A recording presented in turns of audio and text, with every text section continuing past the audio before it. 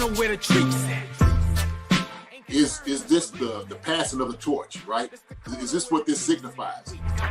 It comes down to that front office and what they feel is most important. The champ is here. We've touched down from a higher plane. Why you landed here? We always look forward to that week because it was always intense.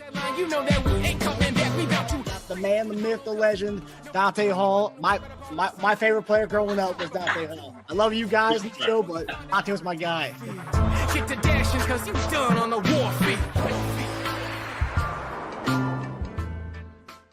Chief Concerns is presented by BetOnline and Olipop.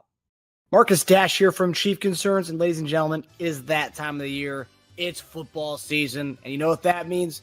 It means it's time to get in on BetOnline. BetOnline is the world's most trusted betting platform and your number one source for everything football. BetOnline has every stat, every matchup, and even live odds and spreads to bet on during the games. Think you know your stuff? Get in on our $200,000 mega contest and pick 5 games against the spread every week for your chance at weekly prizes and a share of $200,000. When the game's over, head on over to our online casino and get in on a game of blackjack or poker or unwind with one of our 150 slot games. Head to the website today and get in on the action. Bet online. The game starts here. Come on, baby. Go. Yes! That's a first down. That's a first down. That's a first down. This football season, I'll be putting down normal sodas like Coca-Cola for Olipop. Olipop offers a healthier alternative with its low sugar content and natural ingredients. Olipop is more than just a drink. It's a wellness companion that supports your digestive health. Packed with prebiotics, this fizzy elixir helps promote good bacteria in your gut, leading to improved digestion and overall well-being. So go ahead, click the link in the description and use promo code SODALOVE and get your can of Olipop so you can enjoy the game guilt-free. Go Chiefs. Use the promo code SODALOVE for 15% off now. Hey everybody, welcome to another episode of Monday Morning Tight End on your Monday evening. I'm Marcus Dash here with legendary Chiefs tight end Jason Dunn. JD, how you doing, brother? What is going on, Marcus? What is happening, brother? What is happening? How you doing? Doing good, man. I can't complain. Cannot complain. Obviously, Victory Monday, but obviously lots of talk about what happened yesterday at the game. Obviously, Patrick Mahomes' injury, the play calling, because of all the talk and all the hoopla about the play calling, we've kind of adjusted how we're going to do the grades tonight, guys. I know a lot of people every comment on our channel today has been about Andy Reid's play calling, Matt Nagy's play calling. And obviously, we've been doing the coaching grades, but we should do it at the end. But today we're going to kind of do each positional coach with the positions on the side of the ball that they're on.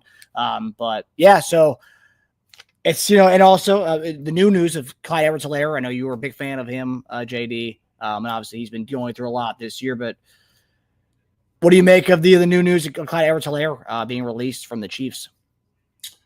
Let me see. First off, let me say hi to everybody in the chat first, because I see some new people in here. We're going to get to y'all questions, some very good questions. I'm going to address that. Hannah, good evening. New life every day. We will talk about Reed and those not. Andrea, good seeing you as always.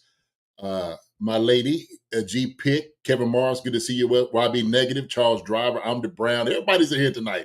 Witchy Hall. Got some things to talk about. Let me see who else we got in here. Dane is in here. Joy Zook is here. John Clifford. So it's good from what I see right now. So let me say this. I just want to commend Clyde Edwards-Helaire for his professionalism, for what he's been given to the Chiefs over the years. He's been to me, he's been a guy that I believe is a heck of a player. I've always liked his ability, what he's been able to give to the Chiefs. Obviously, being a first rounder, there's a lot of things that come with that. But this is kind of, to me, I don't know, it came as a surprise, to be honest with you. But because we didn't quite know what was all going on, right? We just knew he was dealing with the PTSD. So maybe there's some things else that they've decided, and it was kind of like kind of a friendly parting in a way, if you will. So maybe they said, "Hey, man, look, there's some things maybe we need to work on or whatever." I'm not quite sure, but whatever it may be, I just want to thank Clyde Edwards-Helaire for being here and giving all of his all that he could, uh, for the Chiefs. And I wish my man well. Continue to pray for him. He gets better and all the things that's happening with him. If he's able to land on another team, beautiful, beautiful. So my thing is, man, it's just one of those things that there's an era for things to end, and this was it. This is it. But he's been a great teammate over the years. Won a couple of Super Bowls here with us. All matter of fact, all Super Bowls, the last 3. So that's the way you got to be. Yeah, Andre said, he was a professional about his release. Yeah, he was. And very thankful and showed a lot of gratitude. So that just an indication about what type of guy he is. But it's kind of a little sour and sad to see this kind of come to the end for him. Could it be somewhat of a you would know more about this stuff than than any of us would, right? As far as being on a team. Obviously, there's good relationships there, all throughout the PTSD, the team was covering whatever he was going through. He was still getting paid. So there's kind of a goodwill there between the two sides. Could it be like, look, I know whenever I'm cleared, if it is coming up soon, if he's going to be cleared soon, like you have Kareem Hunt, you have Pacheco, you have Pirine, you already have an established guys here. I see an opportunity right now. Detroit, David Montgomery's out for the season. I see an opportunity to go hop on a team that's can be contending. I mean, can you guys, can we part ways now? And no ill will here. You guys have a stable of RBs. Let me go try to compete for a championship, but another team who may actually utilize me because you guys don't really have a need for me. Could it be somewhat of a conversation behind the scenes? I mean, that's possible. It is possible. I think for them, they said, "Hey, man, instead of being wasted here, let's give you a chance to go somewhere that you might be able to get on a team toward the end of the season." So I don't, usually that's how the conversation goes too. And like Andre was saying, this is a roster spot, obviously, as well, because once you have Pacheco getting back, who's going to be the odd man out? And then you start thinking, well, who's going to the practice squad? I don't know if they want to go on the practice squad or not. Just go ahead and put him, somewhere where he can go ahead and somebody can pick him up immediately from this thing. So yeah, man. So it's just one of those things. Who knows the full story, but the thing is, it did seem like it was amicable, right? And so that's the main thing. CEH was family here, still family. And so, this is part of the business in the NFL. It's how these things work. It's how these things work. So. Yeah, good luck to him wherever he lands next. I know, a lot of Chief fans, it was kind of mixed reviews. And obviously, whenever you're a first, second round pick, you're always going to be kind of that spotlight on you. And injuries mounted for him, and sometimes that happens. But he was nonetheless consummate pro, and yeah, he'll always be a part of the Chiefs' 2 Super Bowls that we have. So, all right. So I'm gonna pour me some water. So if it sounds like I'm pouring me a nice little libation, this is. I wish it was. Can you hear that? Is it? A little bit. What's it like? What SMR or whatever people they do? What, like the certain sounds? Yeah. Mm-hmm. Yeah, it's a little crazy. So yeah. Good to see Chris is in here too. What's up, Chris? Pomea just walked in. So yeah, good amount of people tonight. Gotta love it, guys. Yeah, wonderful. So this is your first time coming on our YB ASMR. Yeah. There you go. If this is your first time coming on the show, I know we have a lot of people in here tonight already, but yeah, we're doing a holiday giveaway, and you guys can find that in the description. And with the holiday giveaway, all you got to do is subscribe to the channel, which most of you probably are, and then leave a review on the link that we have in the description of this video with your YouTube handle. So on our Wednesday show, we can link you up, connect you with our giveaways. We're doing 3 this week again, and going to do those again. So just, subscribe to the channel, leave a review. And we've had a ton of the outpouring support from all you guys going on to the Apple podcast and giving us a beautiful review. So really appreciate all you guys out there. Yeah, definitely. So Nice little giveaway. Like you said, Christmas giveaway. Man, hey, Marcus, I love that hat, brother. Thanks, man. This is smooth. Tasia from when I don't know. We'll ask him when he comes on the show on Friday. This is from like when I was a kid, probably like 4 or 5 years old, like 99, 98. This is from back then. This was his. I copped it from him at a young age. Are you kidding me? You've had that hat since then? This was Taja's from like 1999, dude. I took this from him at a young age. Are you serious? Wow. Yeah. Man, I'm surprised you have a hat that good condition too. Great condition. Wow, looks good. Yeah, it's a snapback. It's a brand. Yeah, NFL. Yeah, it was an NFL hat for back then. Okay. No year on it though. But yeah, this is Taja's. So Tasia, if you didn't know, I took this from you back in the day. Well, here you go. That's where it's at. That's why I've been looking for that sucker. I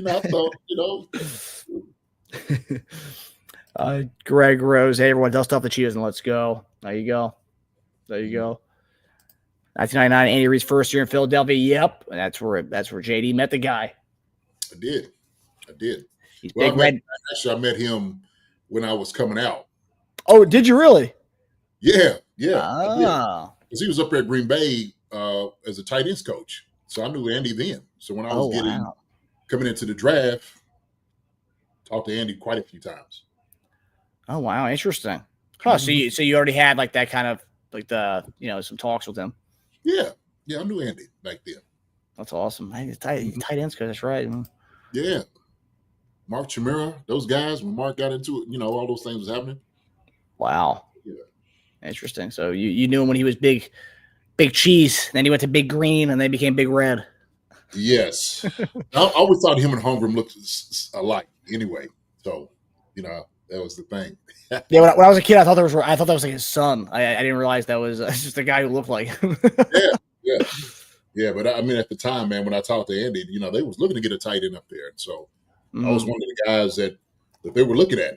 Had a good discussion with them. Obviously at the combine, several other times. Came down during my workout as well. So, yes. Oh yeah. Me and Andy we have a long history, man. There you go. Mm-hmm. But all right, guys. So yeah, obviously with our show, our Monday night show is our grades time, and JD is going to get into it. I know you guys have been asking a lot of questions about certain things that JD will get into with the grades. So you right? What were you say? No, I was going to say Marion Oliver didn't Philly draft JD out of Kentucky. Yes, Eastern Kentucky, EKU, the Colonels. You got to get that right. Not UK, Eastern Kentucky University, baby. That's right. Colonels. There you go.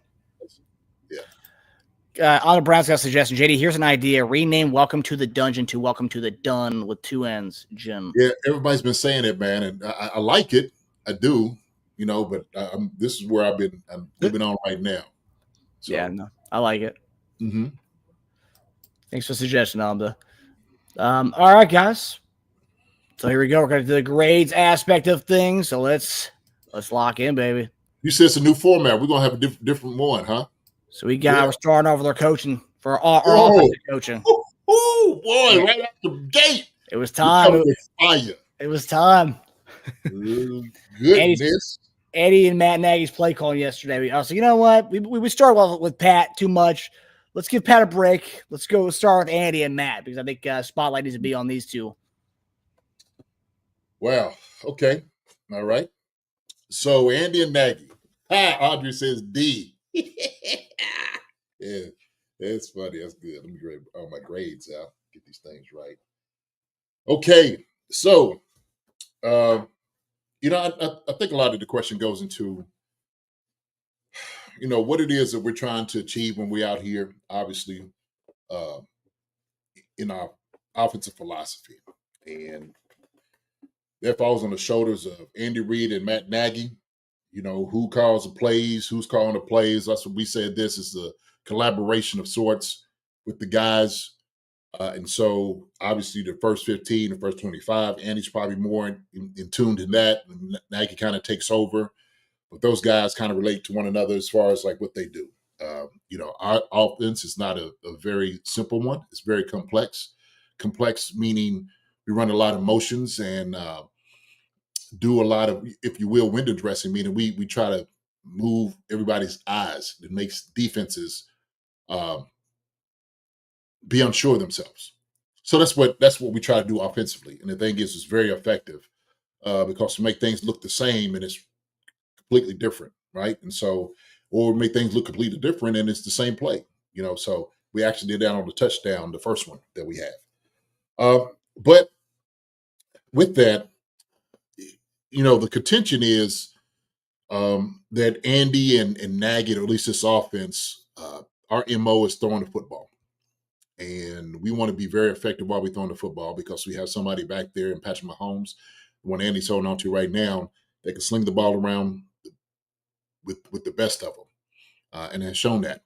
And to me, he's still the best quarterback in football.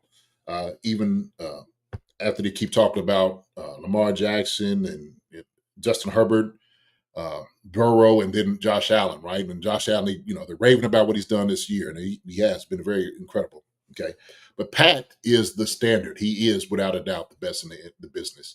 I think this week, what they did as far as trying to stay with the same philosophy of throwing the football, regardless of what we see, was to Patrick's detriment. And I said that after the game. And I think it's a shame that we got to the place where it's like, oh, okay, well, look, we understand that we're up by 2 touchdowns. We're by 3, up by 2 touchdowns, come in the second half, and all of a sudden we just start throwing the football all around without actually handing the ball off to Pacheco and to Hunt. And for the life of me, it should have been something different. Should have been something different. Now, what I would say is this, okay? And this is not just a grade, but for my assessment for the entire offense. I know how teams are going to start attacking us when we start getting into the playoffs, somewhat similar to what we've seen this past week. Okay, a lot of it was when they were rushing Patrick, they were making sure they were bottling him up. They was pressing all the tackles inside, pushing the guys back, which didn't really give Patrick a lane to run through or even get around. So they made it very tough for him to even just to breathe. And we've seen that. We've seen, toward the third quarter, the fourth, where that was the game plan. And we didn't try to get out of our stuff. We didn't try to get after it. Now look, I understand that we're trying to work on our things for the big picture. Okay. It's all about the playoffs, running our things, throwing the football, getting everybody prepared and get them ready. I got that. But we shouldn't be doing it where we put Patrick Mahomes in a position to get hurt. And we could say, hey, he's a quarterback. He's going to be out there in a position to get hurt all the time. But there's also plays you can do to help out against some of the things you're going to see the look of against defense. But I didn't agree with what they were calling third and fourth quarter, very beginning of it. We didn't run the football nearly as much as we should have. I think they agree with that now, even though they have the arrogance and the confidence, I would say confidence, that all this stuff is going to work, right? Hey, look, 3 Super Bowls. Why wouldn't it work, right? Been to 4 in the past 5 years. We're still going to run our stuff. Get it. I understand. But when it comes back and bites you in the tail, it was the problem. That's the issue. So we've seen it this past game. Now, because we want to keep running our stuff, we want to work on these things because it is the bigger picture. We end up putting Patrick Mahomes in jeopardy, especially if the Lions not doing a great job or we have more guys coming than we can block.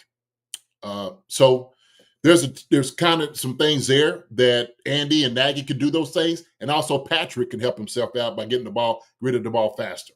Okay, and I did a really deep dive into this, looking at the seconds, looking at the drops, how far back he was dropping, what he was looking at downfield, who was open, what was he reading. Okay, and then also I was looking at some of the plays early on, what we were calling. Well, I have a different philosophy. I've been on offense, so I understand what this is. But we had to do a much better job. So with Andy and Nagy not running the football in the second half like we should have been more of a 4-minute offense, or at least play to it where you've got a little bit more play action to help Patrick out. Because when you get the line moving side to side, left to right, it's better than as opposed to them coming straight up the field. Right? Play action does that for you. Okay. When he's able to move and show his back to the line, it's different. Okay. We all know this offensively. That's how it works. So I think the play calling, man, second half was a little atrocious. It was. Should have done a much better job. I think also, too, our short yardage calls. I didn't like those either as much. I don't like those either as much. You know, when you have two guys in the backfield, it's a little bit different. Gives defense a little different look. I even go into, we had the 1 3rd and 2, and Pacheco was getting the ball, and we had everybody, all wide receivers tight. It was literally 9 guys in the box, in the line of scrimmage. We running zone. Wasn't a lead, wasn't a trap, wasn't a counter, wasn't a power run. It was strict zone, is what it was. And get no yards. And I'm like, wow, it's a little crazy. So I don't know. I don't know. But it's good to sit back here when you watch after this, they're going to see it too, like I'm seeing it, and say, okay, maybe it wasn't the best idea. All right. But these guys got all the hardware. I understand it. I trust them. Okay. But this week, man, some of the play calling and stuff they did, man, I had to give these guys, man, really a C minus. That's what I gave them. C minus. So. It would appear everybody in the chat agrees it's in the same vein, D plus, D, C minus. Yeah. And the thing that's weird is every game the last 4 weeks or so, I mean, I would say this has kind of been a struggle all year long, but like, I feel like at least one time throughout each game, we would go in this like 12 to 14 play drive where everything looks great. We feel like the offense is back. And then it goes right back into this kind of like, this ineptness on offense, ineptitude on offense. And it's like, what's going on? I mean, I've seen a lot of people saying this, but I see, I think it was Witchy, once we were ahead, it seemed they used the game as like a practice to work out the kinks in the long ball. I mean, that's what it seemed like. I don't know if they did that, but that's what it seems like especially yesterday. That's well said right there, Witchy. That's exactly what it looked like. It seemed like that's what I was saying, like in running your stuff, running your philosophy, how you're going to attack the defense. Well, let's go ahead and try to exploit it. Let's do some deep balls. One of those things that we can try to, open up some guys, and then all of a sudden, before you know it, your fearless leader is on the ground getting hit after hit after hit. And he was taking some hits, some shots that I think, to be honest with you, well, I ain't gonna say that. I'm gonna leave that one alone. But I do believe that we should have did much better job than what we did. Andre said that Andy said he should have did a much better job in the third quarter. So that's true.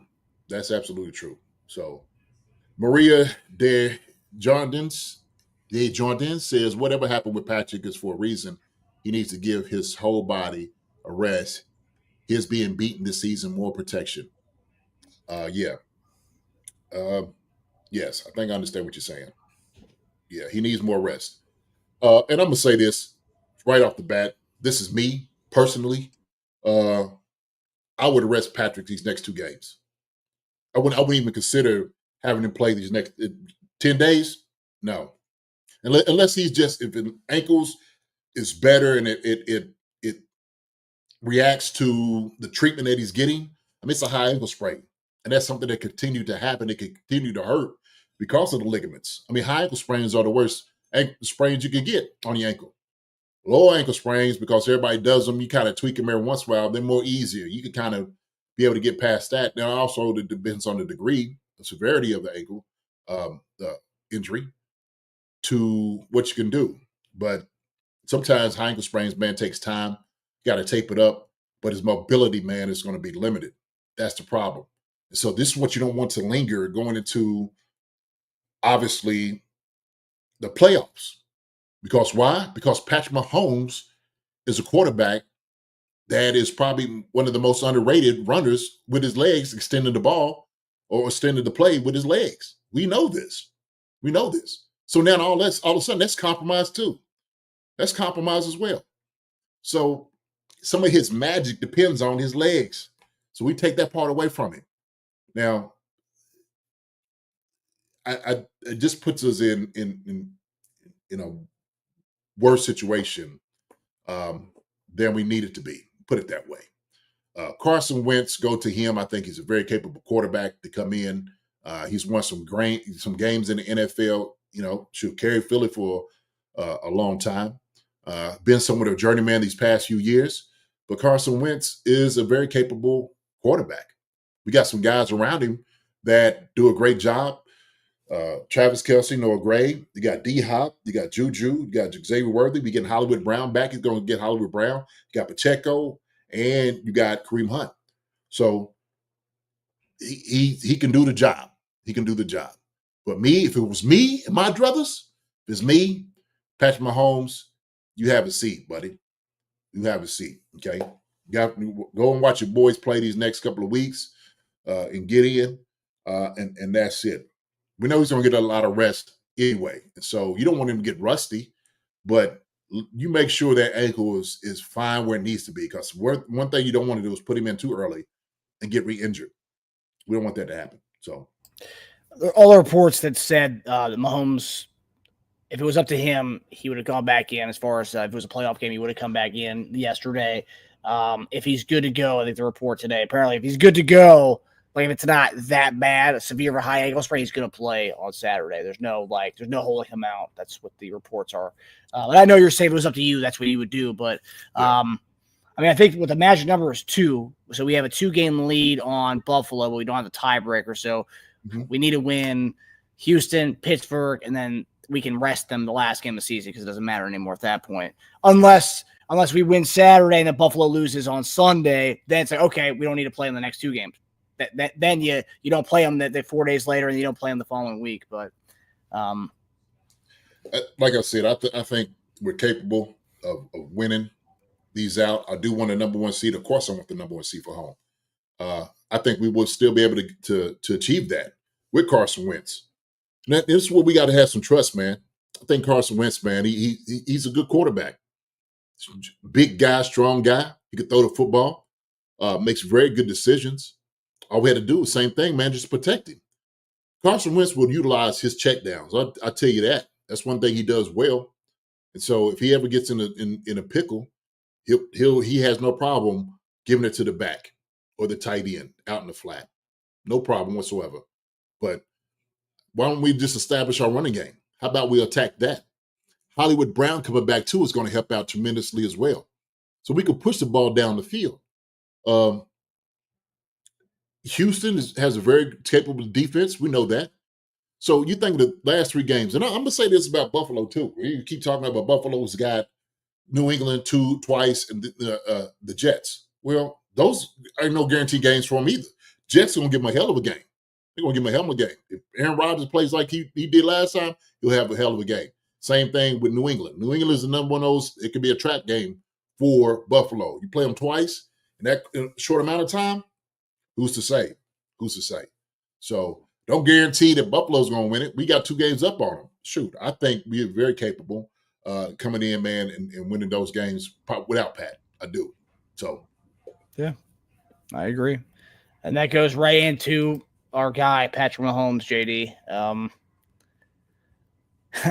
Obviously, play calling was a bit of a tough one. Obviously, we kind of how did you think he played?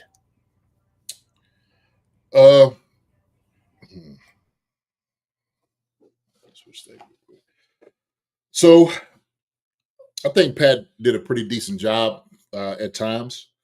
He had some really good throws, really good timing throws. And they're still trying to get the relationship and rapport down between Worthy and him. They really are. At times, Pat may have held the ball in his hand too long. He didn't take what the defense was giving him. And some of those as well. So some of that obviously is not his problem, his issue. Some of it was because of the pressure that he was feeling. But he's got to help himself out. I know once he sees the film, he's like, man, I needed to go ahead and dump it down to like Pacheco, who made a huge gain on one he just dumped out to him in the flat. And so trust those guys around him that they can make plays too. And I know he wants chunks. Okay, he's a competitor. He wants the big ball. He wants that. He wants the deep ball. He wants that to come back. We haven't quite seen that this year because of we haven't been able to link up as we should. So I thought he played somewhat decent, but some of the pressure that he was feeling, he could have helped himself out by getting a rid of the ball earlier, and he didn't. So with that, I gave Patrick Mahomes a C+.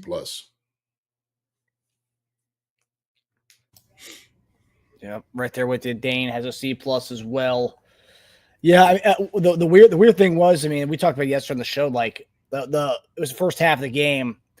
He's got a drag route, a little rub route between Juju and Worthy. Worthy comes across his face, and he decides to throw a two-man and a double coverage to Justin Watson. It's like He didn't even look at it.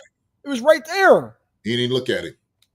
He didn't even look at it. At least I didn't see his head turn or his eyes. Like that should be your first read. Well, I have a lot of coaching points on that alone. Okay, Juju could have went up a little bit further. Okay, off the route. If you know it's like 3rd and 4, I think that's what it was. 3rd and 4. Okay, Worthy who's coming on the shallow cross. Juju comes up and he's trying to set the guy. We know it's man. It's man. Immediately you see man. Okay. So Juju goes up. He's got to see the guy that Worthy who's on Worthy. Okay, make him run the bubble, which he did. Worthy got to come out there screaming, which he kind of did, kind of turned his head. Pat could have got it to him. He catches the football, turns up, first down. Shoot, who's to say? Because they both doubling Justin Watson. If it's sucker done turned it almost to a touchdown, right? We don't know that. We don't know. But absolutely, it was times in the game that Pat, because of some of the passes, incompletes, he had guys he could throw the ball to. He had throw the ball to. So, yeah. But he just didn't look at him. And he go up top to Justin Watson? 2 guys on you? I don't know. I mean, I'm questioning throwing a bomb to Justin Watson, regardless, but let alone 2 dudes on Justin Watson. And the fact is, you throw that pass at Worthy. I mean, let's say he doesn't go to the house. That's at least a 40-yard gain right there. Instead, we're punting the ball. Yeah. So yeah, man. So Mike Brennan said Worthy looked really good on all the 22 dudes getting open. He's getting open. The one that Pat had, the out route, there's some things he could have helped out on that. Pat would threw a great ball to him. He didn't get out of his break like he should have. That should have been right on the money. And Worthy, he's got to scream up there like he's running a go route, put his foot in the ground, come out the break. Pat put it right there on him. It couldn't have been a better ball. And he just to get out of break. So there's coaching points, obviously. Look, I don't want to be ticky-tack because that's what I started doing. When I started going through and I'm looking at all the things that's wrong, I'm like, hold on, JD. Like, okay, shoot, you know how it goes in football. You're not going to do everything right. How does it look? Let's be objective about these things, okay? And that's what I did. But, with my coaching hat, I got a ding. Hey, this bad technique doesn't look good. Could have been better. So Worthy could have been better on the shallow cross, could have been better on the out route too. Sure. Okay. Sure. But, we talking about Pat right now, but Pat got a C+ from me though. Yep. Worthy's getting there for sure. Yeah. We're seeing the positive trajectory we want to be seeing it at this time this season. Week 15, he's getting better each week. So, look good, man. On the reverses and stuff, look great. Yeah. But by the way, we'll get to the. Well, I guess it is a quarterback topic. The pass that he threw to Worthy. Yeah. They're saying it was a run play, and I don't know how. I mean that was a swing pass, pretty much. Definitely. You didn't going to correct that? Absolutely. It definitely was a swing pass. If he had missed it, they'd have been incomplete pass. Yeah, not a fumble. Yeah. No. Yeah. So you think the NFL will, the staff people will either kind of correct that? I think Thursday is the last day they can do it. Who's that? The NFL, like stat correction, when the stat corrections come out, you think they're going to correct it? Yeah. There's a lot of people, me included, who need that 6 points from Pat. Okay. I hear you. So, yeah, Mike Brady cost me some money right there. I was going to say, they're going to change your fantasy. Is that going to change your fantasy win along? I need for fantasy. I need it. I started Mahomes over Baker, and I was very close to going with Baker, and I'm very upset. Right? Let's just say I'm very upset with Pat right now. Yeah. Well, be upset with them jokers calling it. How about that? Yeah, for sure. Appreciate you. The side notes: since D-Hop joined, past 16-1 touchdown interception ratio. Pretty good. I appreciate it, my brother. Thank you so much, sir. Thank you so much, man. All right, so now we get to the running backs. Everyone wants us to run the ball, and again, not enough with our running backs yesterday. JD, another week with Pacheco back from his injury. How'd you feel about the running back room yesterday? You know what, man? I thought the running backs did a pretty decent job. I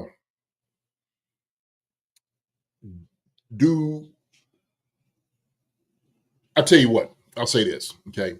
I know how you was talking about using Pacheco and Kareem like they was using Gibbs and Montgomery up there.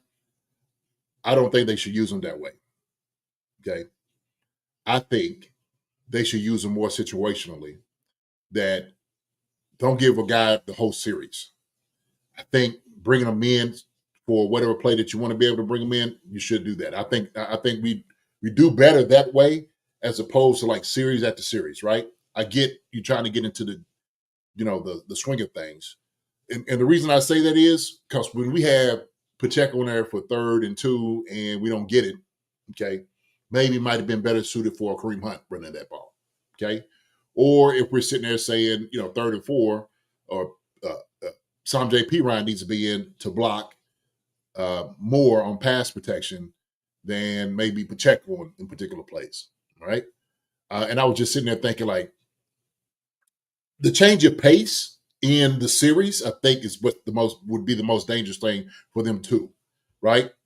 So, hand it off Pacheco. Bring Kareem in, give him a little bit of looks. Like I think doing it that way might bode well better for them too. Okay, and when I watch this game, I'm like, I think that for them, because they're different backs, they got different running styles, and so the change of pace in itself, I think, would throw the defense off, right? Because you're looking for more of the slash and more of the guy right up the middle, guy getting into the outside. At least for me, that's what I think. So I think running backs did a pretty good job. They did a good job in chipping, getting open, catching the football, making runs. Our running backs, man, has always been on point. They really have. So, I actually gave our running backs, looking for everything that they did, I actually gave them a B+. Mm-hmm. Hey, Dane beat me to it. Yeah, you and Dane have had a few of the same grades already tonight. Mm-hmm. Dane had a question actually about the running backs. Why can't we have both backs on the field use Pacheco like he's Tyreek and run him out the backfield? We can. We could do that. I guess for them, they just don't want to tire one out, like just having him doing the window dressing when you probably need to have both of them in it for him. You know what I mean? So I think that's possibly what it is. And you don't want another guy to get hurt and, other guy being in there. But my thing is, man, we got Sam J, man, we got Carson Steele. Those guys to be in doing those things. They could do some of the grunt work, get in to help us out in the running back room. So that's the way I look at it. But yeah, they can definitely do those things. So. Yeah, and P. Ryan, again, that guy is fantastic. What a great pickup that was. Such a man. Mm-hmm. Oh, yeah. All right. So now we're going to get to wide receivers. So we talked about Xavier Worthy a little bit earlier, but Juju, we finally saw him. I remember on the betting show, JD was like, what's the deal with Juju? what are his lines this week? And he comes out in that first drive, dominates that touchdown, showed off that his hamstring was fine, but then we never heard from him again after that. Yeah. So I think the wide receivers look pretty good. Somebody said something about D-Hop on there, man, talking about like how he has some of the best hands, no question about it, man. D-Hop can catch anything pretty much thrown to him. Worthy looked good on the reverses, looked good catching the football. When you start seeing that, like you said, Juju, you give him a little look, and then all of a sudden, you don't throw anything else to him. And to me, Juju, he's a possession receiver, man. We should be running, like I said before, we should be running slants and whatnot with Juju like we do with Rashid Rice. When Rice was in here, Juju could do all those routes. He really can.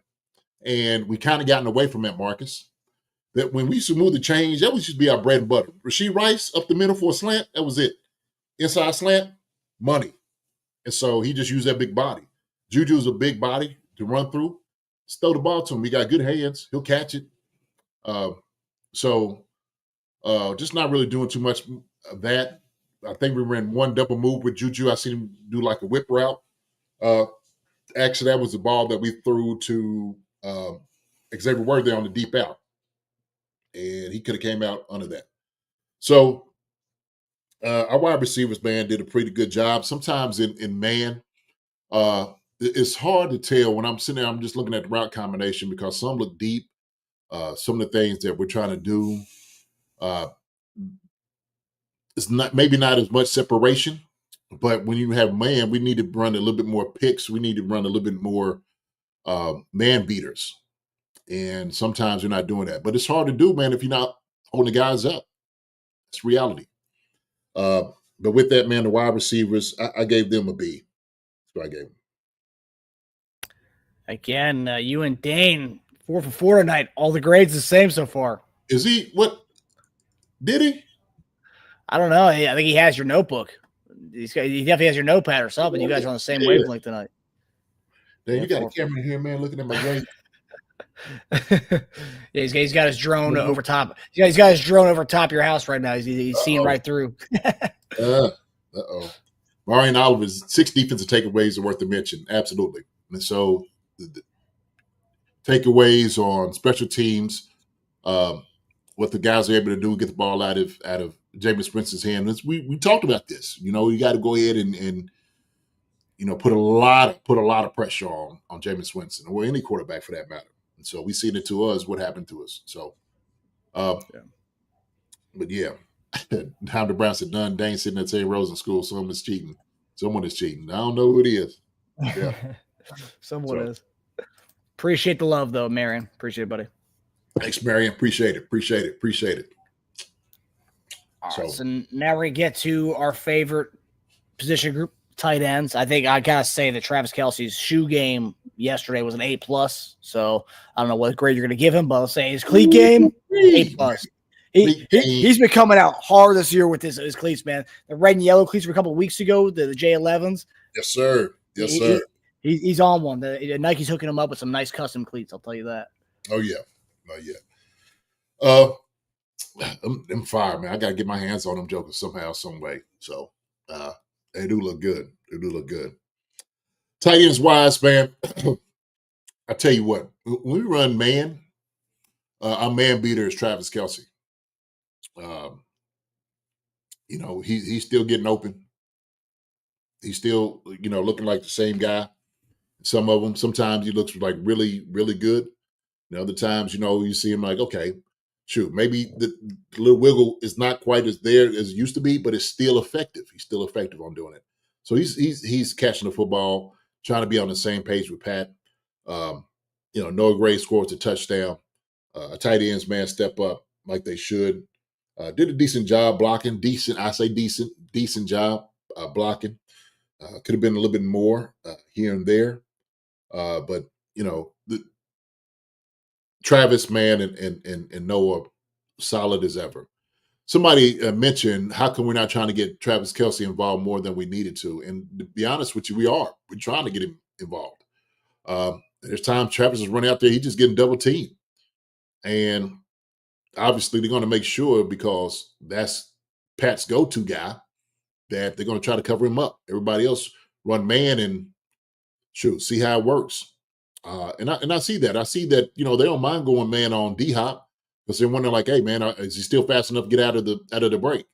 He gonna catch the daggone football, but he don't have the burning speed like he used to. That's gonna do corners in them in. So they don't fear that as much as what he used to have back in the day. Probably the same thing with Juju. And I'm sure they're pretty saying, hey man, they got some older receivers, they got older tight end, and I guarantee they're doing that. I promise you they're doing those things. But for the tight ends, man, they did a great job this game. So I think sometimes Pat starts looking for Kelsey. That's probably one of the things he did. He tried to do too, holding the ball in his hand, because he looked for Kelsey to get open. He knows he's going to be in the vicinity, and that hurt us. But I'd go with everybody, man. Yeah, everybody's on the grade. Give the tight ends a B. That's what I gave them. B. Dane did not have a B. Dane had an A for the tight ends. He thought he gave the tight ends a better grade than you did, Jay. That's surprising right there. Yeah, B's good grade. B's good grade. I'll take it. Yeah, B's good grade. So, I thought it was a solid game from the tight ends. No Gray again comes in clutch with the tight end with the touchdown. But yeah, I thought the tight ends were solid in this game, and teams are making Pat have to throw other guys, and it's not a lack for effort of trying to get Kelsey the ball. I mean, you could see it. Even there was that one play where Kelsey actually had some space out there, and Mahomes threw that deep ball to him and overshot him by like 10 yards, but that was there. I mean, well, he got held up on the out route. That's why I was wondering, like, hey, we're running out and up with Kelsey, and the guy kind of held on to him a little bit, so it didn't look as clean, him running that route. Yeah. But, I was surprised by it. I was like, well, okay, all right. What route is that? Yeah, out and up. Kelsey, he couldn't get out, so he kind of came back and slipped him back inside to get over top of it, but it took way too long for all that to, But for all those people out there who are saying Kelsey's lost step, he doesn't have his yak, and I mean, he's making moves out there. His stutter steps back. We're seeing over the last 2 games, we've seen the stutter. It's back. Yeah. I mean, he's definitely making moves. He's getting open still. The teams, like I said, man, they're gonna make sure they're gonna try to double team it as much as possible. When they run man, they're gonna try to get somebody up underneath him. They're gonna try to do a bracket. If they decide to go and do some lurk on him, come down, swap out. They're gonna do all those different things, man, to try to stop Travis Kelsey. So B for the tight ends. Mm-hmm. All right, so now we're getting to a final position group on the offensive side, and that is our offensive line, JD, where Joe Tooney was our left tackle yesterday. Yeah, this was a hard group to actually to grade.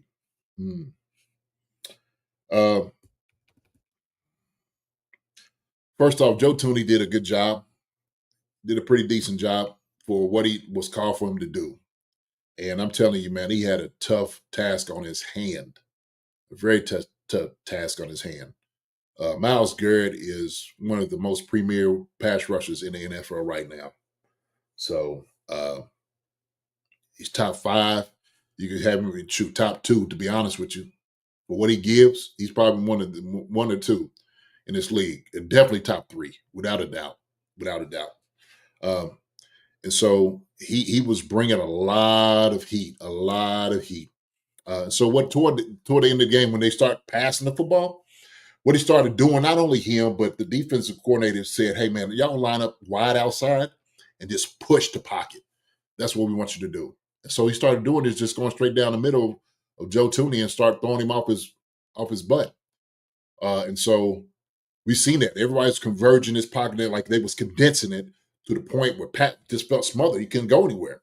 And the thing is, what you can do is once you push and the guy steps up, then you come off, okay, retrace, come off, and make the play. And so Myles Garrett kept coming after Pat every chance he got. Our O-line did a decent job in a lot of different ways. Got up the field when they was running the screen. Was able to get up to the second level on some of them. We started off. I wish I had some of it. We came out a little lazy, a little flat-footed, and we didn't come off getting to the second level. Double team blocks. We wasn't tight in our technique. We went in each other's hip. Going up to the linebacker, we was leaving the guy that's on a double team, and so other guys is coming in making the plays. That's why I looked a little discombobulated, if you will, in our running game. Now, I will say this, okay? I think because if we don't see some real holes open up, any of those guys may tend to abandon the running game a little bit, okay? Especially if we don't make it on 3rd and 2 or 3rd and 1, 3rd and 3. They'll do that. And I see that like, okay, shoot, Kareem Hunt came in. That Joker came through, man, and he absolutely made some holes. He was making some strides. But then all of a sudden, it was like if he has like one or two bad plays, it fizzles out. But also, too, I call it into some of the play calling. I think we're a lot better when we do a lot more power running game, traps. We start doing somewhat of, a little bit some stretching the ball out. We should do more of that. Hey, I think some of the, like you said, the play calling in itself was a little bit crazy. And I just didn't understand why we were running certain of the plays that we were. No leads. I think we had one power that looked good, but Juju actually came in and he became the lead back. And those are the things we have to incorporate, Marcus, into what we do offensively. And we just didn't do it. But sometimes you just got to line up and kick guys' tails, come off the daggone football. Sometimes in that position, especially on 3rd down, we didn't do. Okay. But my grade with these guys, I gave the offensive line a C plus. C plus, B minus is where I'm living. That's where I'm at. What did you make of Caliendo's play? I believe PFF had him. Let me see what the exact numbers on this. They said, oh man, okay, where is this? For PFF, Mike Caliendo had the highest pass blocking grade on Sunday for the Chiefs and the 3rd highest run blocking grade among O linemen. 5th ranked offensive player for the Chiefs overall. Pretty good. I mean, hey, we do a good job finding these guys. We found Wiley. We found the other guy who went to the Commanders, who was our saving grace last year. I'm slipping my name. But what do you think about Caliendo's play? Do you agree with PFF's grades? I see Sasha's dog and a PFF below here. We're no PFF fans in this show, but we, sometimes we bring up the numbers just to see what JD, for ball, someone who knows ball versus the numbers, the analyst guys. JD, where do you stand on Caliendo? I think he did a good job, man. I actually think he did a pretty good job. Very aggressive. He was one of the guys I talked about, like Joe Tooney was supposed to be in his hip pocket on one of those double teams. He went up and just left him. And that was the very first play. I'm just like, dang, God. Like, you can't leave him, like, in patience. You got to feel that guy right there to go up to the next level, right? So little coaching points. Other than that, though, I think Mike did a great job, man.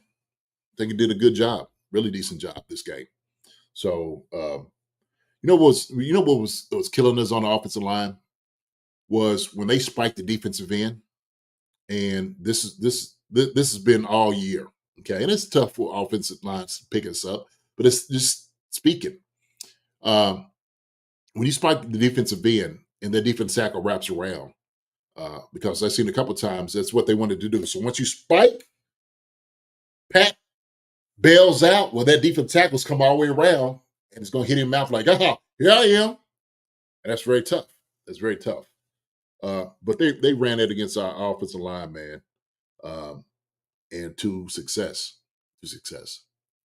So, Spetty Allegretti, who said it? Timmy? Yeah. That's right. Yeah. So Wiley and Allegretti. Yeah, but both guys we found, and they were solid. Tooney may have to start at left tackle for over a while. Wanye shouldn't start until he's better, or Humphreys. Yeah. Mm-hmm. We'll have to see this week. What it's going to look like. But that was a tough one. That was a tough one. Yeah. But probably the hardest test you could have. If anyone questioned if Tooney can play left tackle, that's your hardest test you're going to have right there. I mean, yeah, there's TJ Watt, who I think is probably going to be hurt by the time we play them again. But Myles Garrett's the best, if not the best. He's second best edge rusher in the league. Mm-hmm. Yeah. But on the ground said lots of hits on QB, but no sacks. Yeah, no sacks, but hits. We had the most pressures, like you said, Marcus. You said that what was it, like 54% of our passes was pressures? Yeah, Patrick Mahomes was pressured 54% of the time today. That's the highest pressure rate he's faced in a game since 2020. Yeah. Yikes. That's where the no sacks, come in. I get having no sacks, man, but that type of pressure, man, puts you in a position for things not to go well. And so we saw that happen. Who was that? G-Pick said discombobulated. Yeah. G-Pick. Discombobulated means? Sasha said, I think the Watt injury is worse than they are saying. Might flip him to the right. It looked bad. He might be out. Yeah. So. Yeah. All right. So now we're going to go to spelling champ, baby. I got you. I see you, G-Pick. There you go, babe. I see you. So we're going to go to the defensive side of the ball. So we're going to begin with our Spags, the Chiefs defensive coordinator. Great. So JD, how did you like the defensive play calling out there? Man, look, I called it. And I said what Spags has to do is he was going to have to bring pressure from different places, different ones coming from different angles, and put guys in position to make plays. And what I loved about it is he played the linebackers so close to the line of scrimmage for him to make plays. Bolton was playing line of scrimmage. He green dogged on a lot of plays. I think Spags gave him the green light for those things to happen, especially like, if you run a man, let me give you what the green dog means. If the running back doesn't come out, then you go. Okay? That's what green dog means. So Bolton did a number of those things, and guess what? He was elite this game. Marcus did a hell of a job this game. Linebackers did a hell of a job.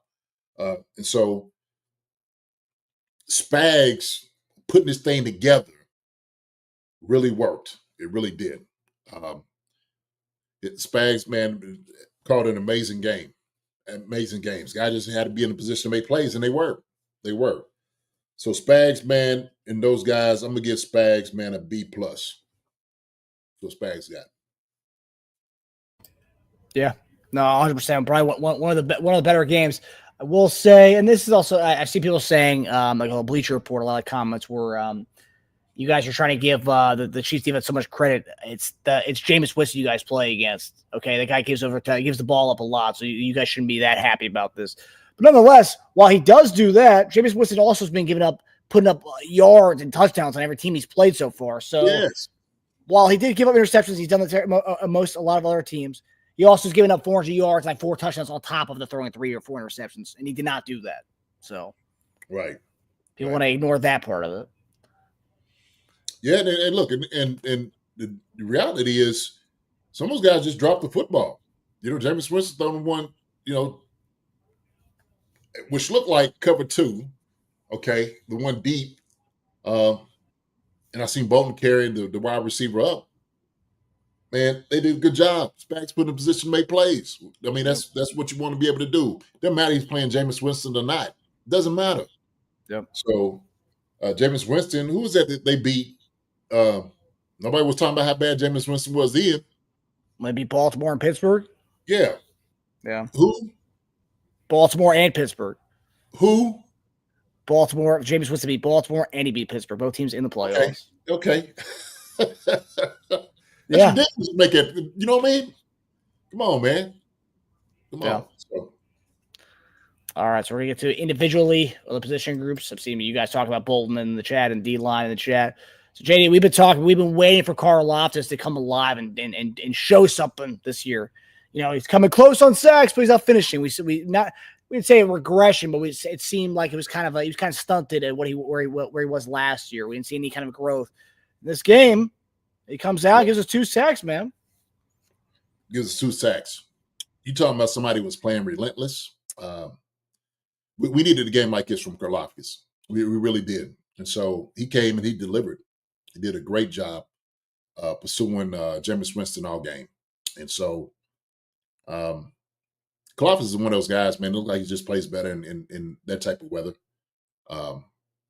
Look at Dane jumping, Dane. You ain't supposed to tell everybody what I'm getting, man. You ain't supposed to what I'm getting. But those guys, man, D-line did a great job. Chris Jones came in, and he was relentless too. You could just see guys play after play was just pushing guys back. They were clawing and scratching the minute who comes in. They played at a high level this week. I loved our D-line play. And so our linebackers loved them more because it kept those guys off them so they could, move around and make plays. But I think, we just got a guy in. I seen on the practice squad, Marcus, the defensive tackle. He's supposed to be more of a run stopper. The dude from Baylor who I want us to draft. If you guys look back to our mock drafts just 2 years ago, 2023. So yeah, not this past year's draft, the year prior. We actually, I think I had him mocked for us. Did you? Okay. Mm-hmm. I was a huge fan of him. I think I had him going in the second round to us, but he ended up being drafted in the third round, and then obviously Browns released him, and then he went to another team and they released him. But he's a plugger for sure. He's a big boy. Yeah. I don't know if he's gonna get him ready to play this year or not. I want to know the whole story behind him. Could be insurance if they think Warren's going to get paid a lot going forward, and you have this guy come out of nowhere. Yeah. So it might be for the future. We just had to see. But D-line played a great game, man. I gave him a B+. So Dane beat me to it, baby. Beat me to it. Dane says he's learning from your grades each week. That's why he's starting to get it down. That's why he said, I learned from the best. That's you, bro. I appreciate it, brother. Let me get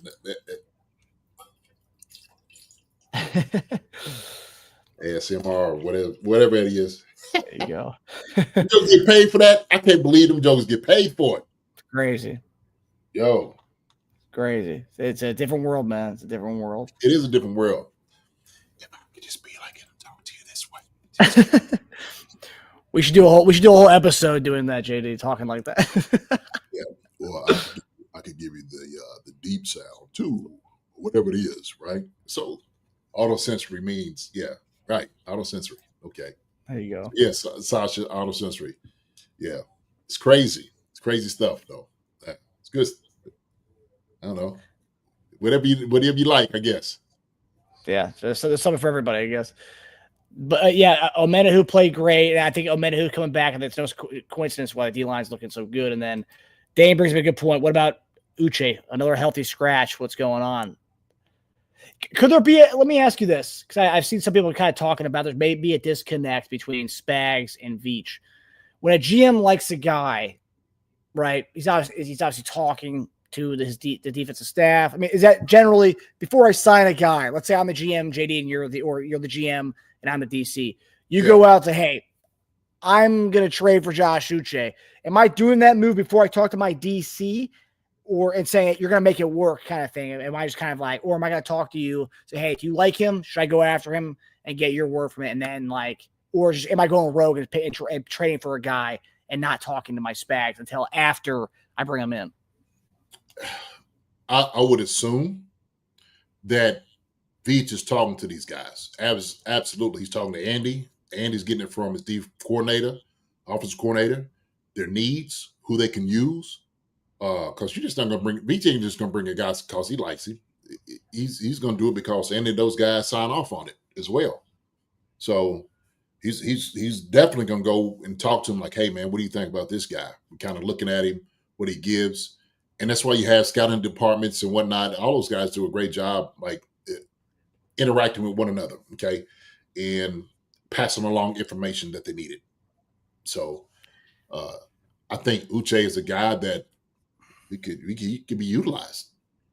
So I don't know, Marcus. Maybe they just seeing like we don't need it right now. Like, oh, we're good. Like he's not out playing certain guys who is actually getting dressed out. Yeah, because the reason why I say it was brought up by Arrowhead Addicts, Matt Connor, he tweeted saying, I don't want to assume there's disconnected Arrowhead in any way, but this quote from Spags about Steven Nelson signing reads differently to me.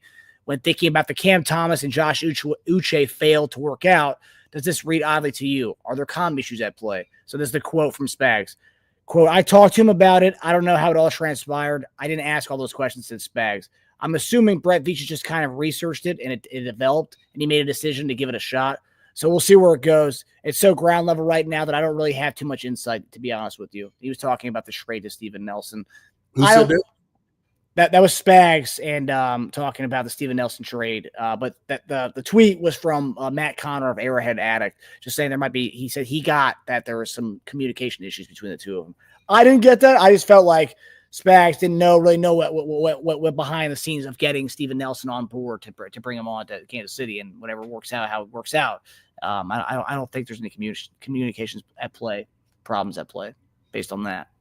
Yeah, they play smoke and mirrors. Yeah, I believe that. I think they're just not really. And if even if it was a miscommunication, something, I don't know.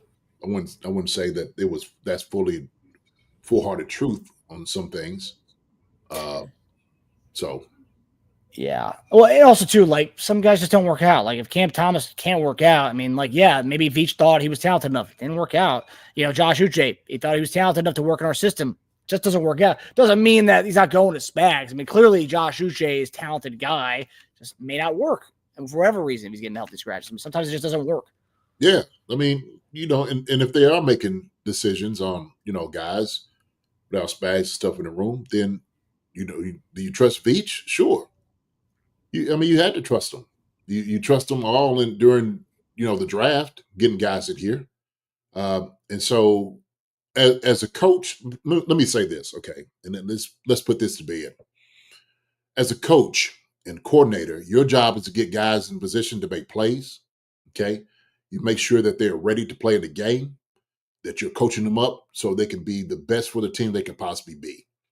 That's your job as a coach, okay?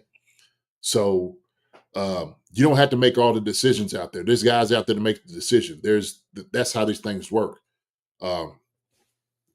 Different positions and staff areas do particular things. Your job is to make sure you get those guys ready, whoever it is that's on your team, to play and get the best out of those guys. Period and point blank. That's it. Okay. Yeah, I agree. Yeah. 100%. I mean, if he can trust Veach to go out and draft and go get undrafted guys to fill his secondary room, drafting day three guys to fill his DB room out. I think he trusts Brett Veach. So I think, yeah, I mean, you got to. Everybody got to do their job. Pure and simple.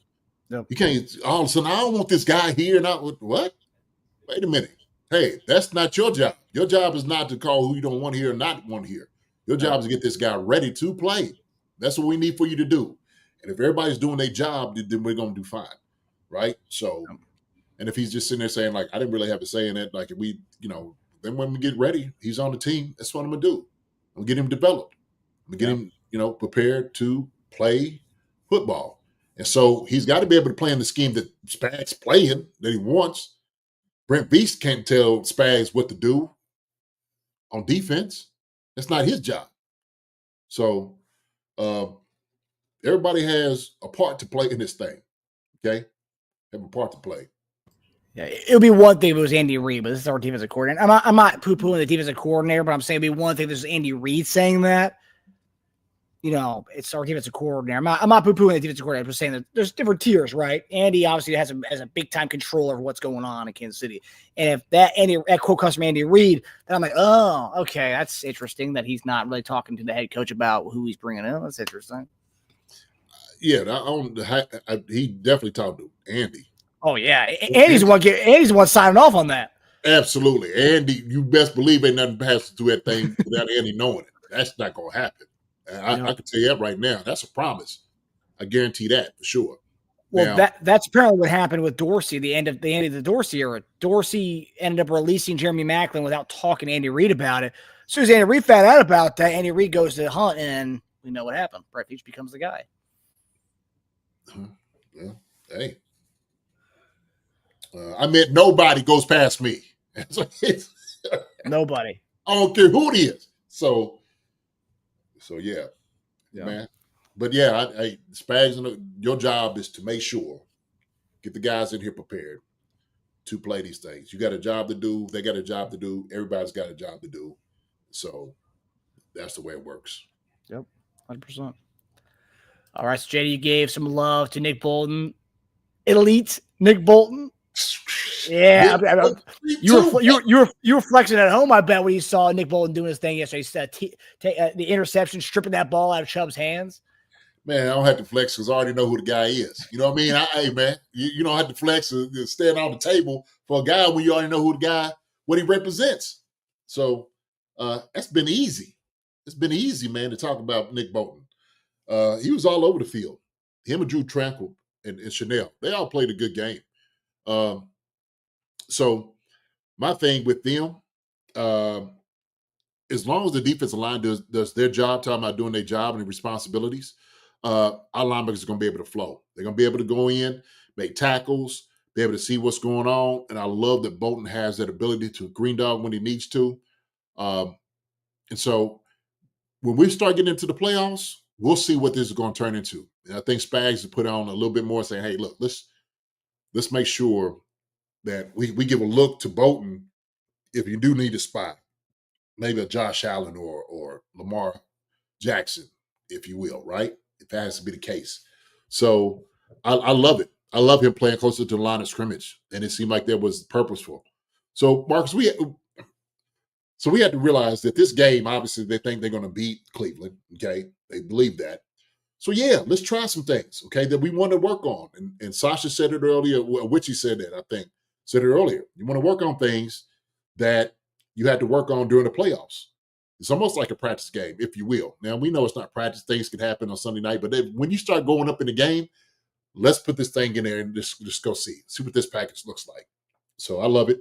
I love it. Those guys, him, Tranquil, Chanel did a great job, man. I give the linebackers, man, I give them a B+. B+. Dan was so close. You had to be here. You had to be here for the linebackers. Oh, yeah. Close good. enough, though. Close enough. Yeah. And I'll say that Bolton played his ass off yesterday. Just like he was backed on a few times while Winston's about to hand the ball off. It's like, man, greatly timed blitzes by Spags, as well as Bolton just kind of stuffing things out pretty easily. Yeah. Oh, yeah. Yeah. Gotta love that. Hopefully all the haters who don't like Nick Bolton for whatever reason, all the Kansas or the Kansas State fans who don't like Nick because he went to Missouri, hopefully they can they can sleep tight tonight. I cannot give you the reason for that. But I don't know. I don't know. Just trying to make sense of idiocracy, I guess. Mm-hmm. All right, so now we're going to the DB room. JD, Trent McDuffie finally gets his first career NFL interception. It was beautiful. I mean, it was a pig party yesterday. Everyone was doing their thing yesterday. Jaden Hicks got in on it. It was a good time back there for the second there for the young fellas. How did you think about the DB room, JD? Everybody might be upset with my grade. No, all those things you said. Everything you said. Pig party, coming in, making some tackles. Couple of guys I seen on there could have did a much better job. But it was good to see, man, McDuffie finally get him one. And so my thing is, Dane said, are you trying to throw me off? No, Dane, I'm not. But we seen, you know what I hated? I hated that long run that they got. We had the two young safeties in, Hicks and Christian Roland Wallace, who was out there playing safeties and corners. Wrote down Reed for it, and it was just a bad angle. Bad angle by both of them, actually, for that touchdown. I didn't like that one.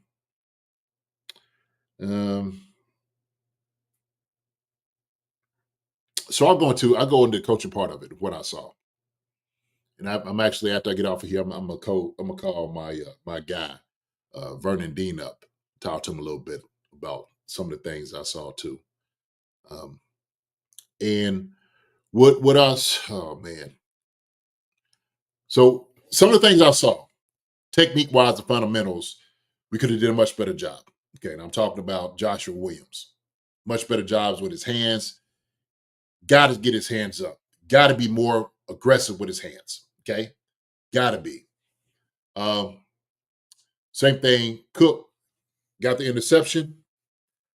Still coming down, recognizing plays. Got to be quicker. This is me, just my assessment. Okay. Other than that, man, I think the guys did a pretty decent job. They did a pretty decent job. But I gave our secondary, even with the interceptions, I gave him a B-. Okay, I'm Dane right there with you, JD. You guys are back in sync again. Oh, look at Dane. Look at you. We covered this a little bit yesterday, and yeah, Judy had everything he wanted yesterday. It seemed like we were like shutting everybody else down, but letting Judy eat, which is kind of troubling because he really is their top target. So it would be the opposite. It would shut down Judy and let the others beat us. But no, it was like they let him do whatever he wanted. But Shamari Connor goes down and concussion, and seemed like Jaden Hicks got more playing time after that. I know we talked about it a little bit yesterday, but after watching the film again, did you like what you saw from the Rook? From Hicks? Hicks, yeah. From his increased playing time. Man, he's a baller. I love his passion. I know he loves playing football. I do believe that he's still learning where the areas where he needs to be in Spag's scheme, okay, in particular coverages. So I like it. I like Hicks. So I think once he comes up to speed, so this could be a blessing in disguise for Hicks. Okay. Maybe his next couple of games he gets a lot of looks to see what he can do out there. And we'll see. We'll see how he'll see how, man, because you're going against a good offense next week. Good offense on Saturday. I'm sorry, Saturday. So we'll find out. What it's going to look like. Definitely a good test for the secondary. Yes. Vegas Chiefs Kingdom said, I was thinking C+, B- is fair. I was going to give him C+. I couldn't do it with the picks. I was just like, I can't do that.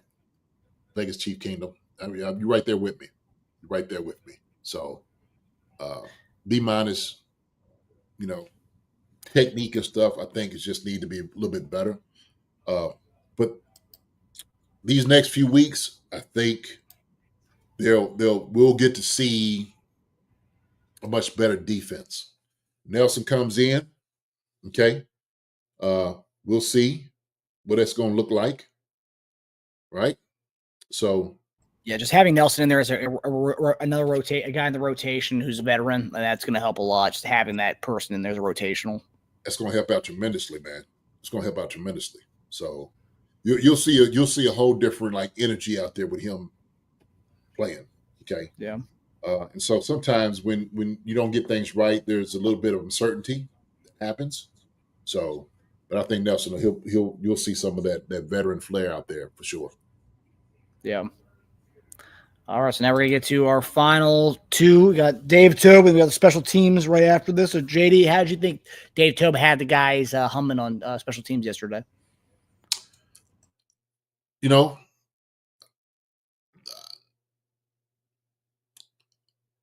I like that they have Remigio back there. Remigio don't mind taking chances. I think that's a great thing. I'm glad he is getting a chance and opportunity to show what he can do.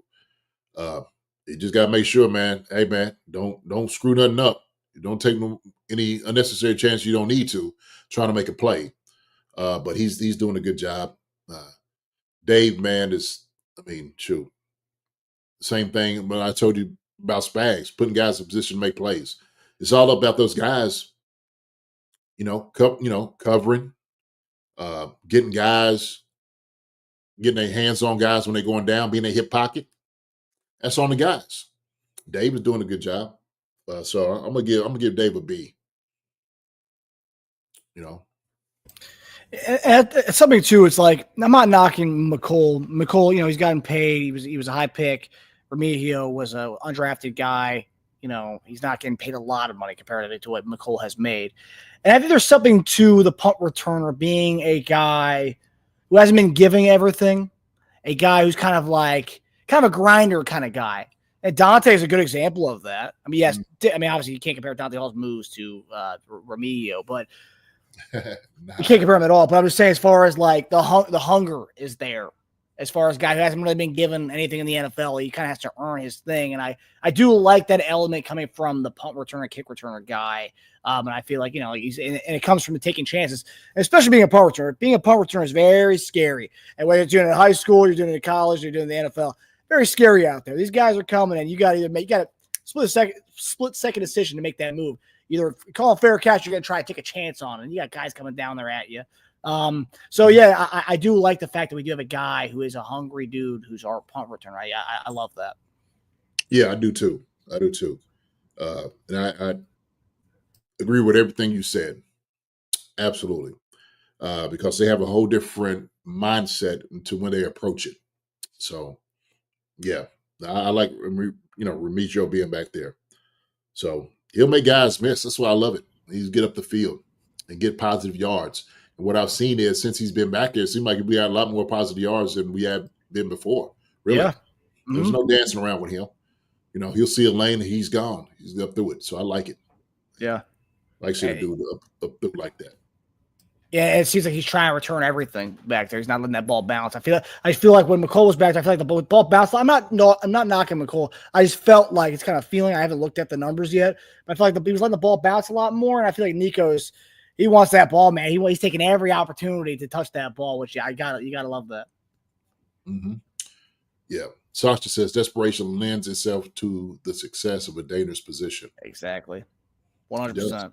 Yeah, you just can't be careless with it. With the desperation, can't be too desperate that you take too many chances, right? So, true. It can also go against you. Yeah, very well said.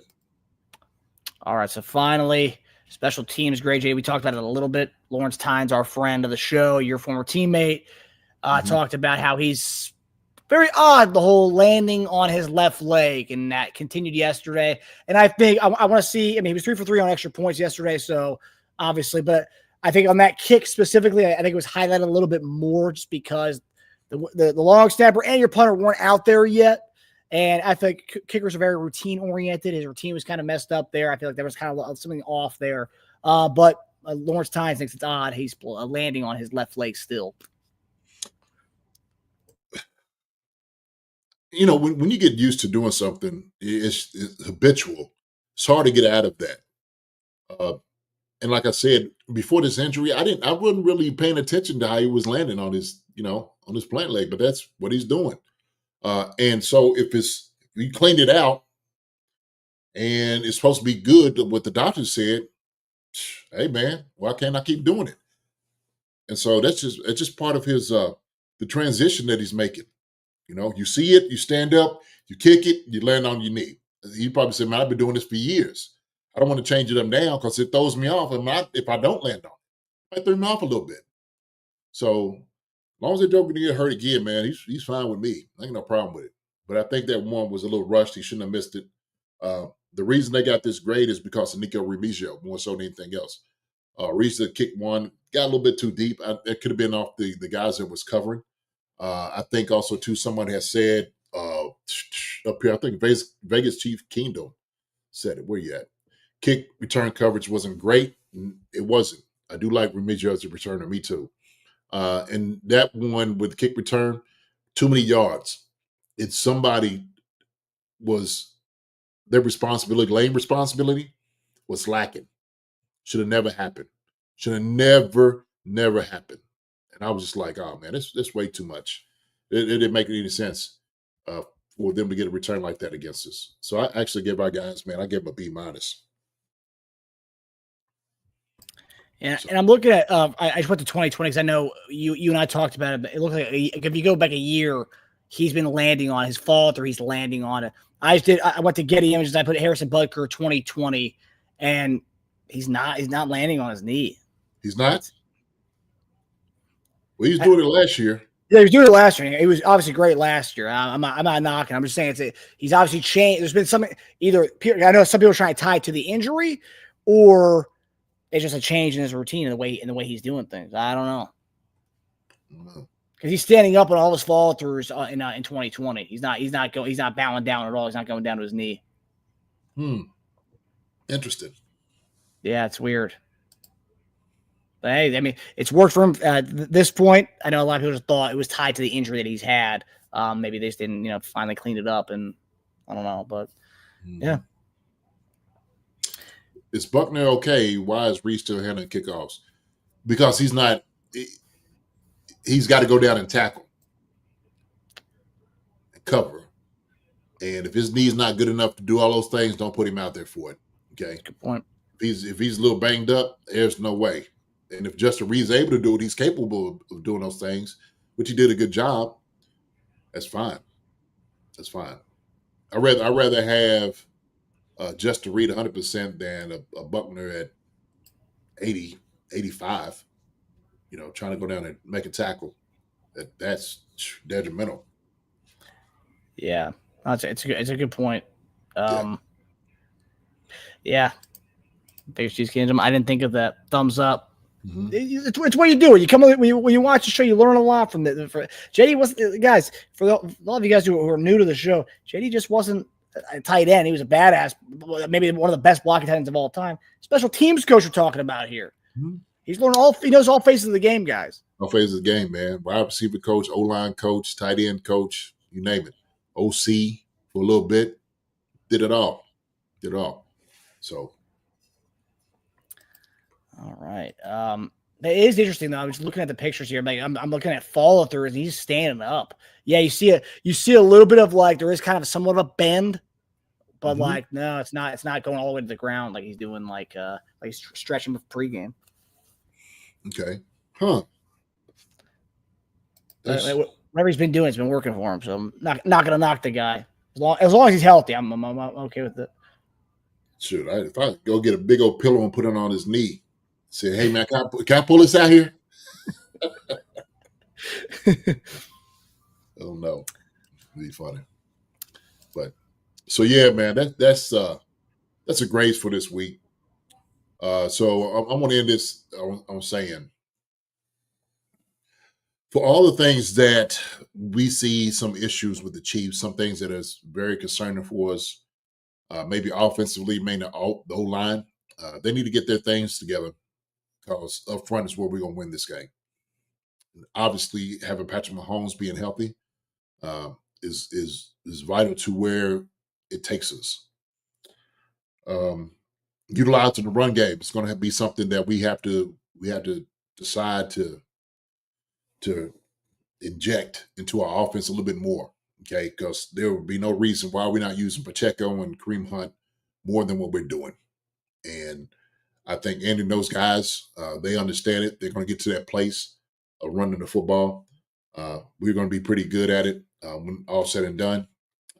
Defensively, I think we look really good. Nelson coming in is going to be able to help us somewhat. The back end of those guys are going to be okay. And so once we get the communication down where we need to, we'll be fine.